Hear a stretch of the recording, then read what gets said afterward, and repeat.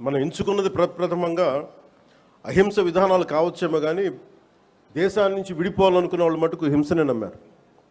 అది ఈ రోజుకి దేశ విభజన జరిగినప్పటి నుంచి ఈరోజు మన ఆపరేషన్ సింధూర్ దాకా మత ప్రాతిపాదికన హింస జరుగుతూనే ఉన్నాయి. ఎక్కడ కూడా భారతదేశం తన లౌకిక విధానాన్ని ఎప్పుడు మర్చిపోలేదు.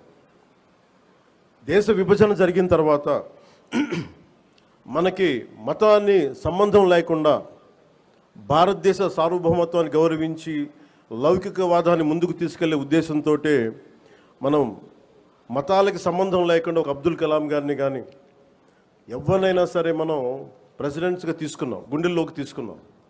కానీ ఇది పాకిస్తాన్లో లేదు.